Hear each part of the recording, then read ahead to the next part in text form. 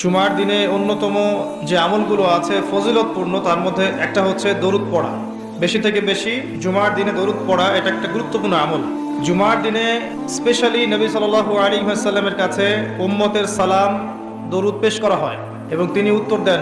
যে ব্যক্তি নবী সাল্লাল্লাহু আলাইহি ওয়াসাল্লামের উপরে একবার দরুদ শরীফ পড়বে, আল্লাহ রাব্বুল আলামিন তার উপরে 10 বার রহমত বর্ষণ করবেন ইনশাআল্লাহ।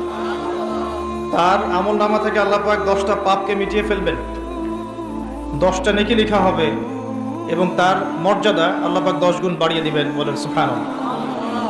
একটা হাদিসে এসেছে, সবচেয়ে কৃপণ সেই ব্যক্তি যার সামনে নবী সাল্লাল্লাহু আলাইহি ওয়াসাল্লামের নাম উচ্চারিত হয় কিন্তু সে দরুদ পড়ে না, সাল্লাল্লাহু আলাইহি ওয়াসাল্লাম এই কথাটা বলে না। এই জন্যে আমি বারবার আপনাদেরকে মনে করে একটা কথা, আমার জীবন থেকে উপলব্ধি করি একটা কথা, যে একমাত্র আল্লাহ ছাড়া এই পৃথিবীতে এবং পরকালে আমাদের আপন বলে কেউ নাই। বাকি সবাই সবার স্বার্থের জন্য আছে। মানুষ মানুষের অবস্থানকেই মূল্যায়ন করে, মানুষ মানুষের অবস্থানকেই মূল্যায়ন করে। আল্লাহ রাব্বুল আলামিন আপনার ভিতরটাকে ভালোবাসেন। দেখেন, আপনি যখন নামাজ পড়েন নাই, আল্লাহ পাক কিন্তু আপনাকে ধ্বংস করে দেন নাই।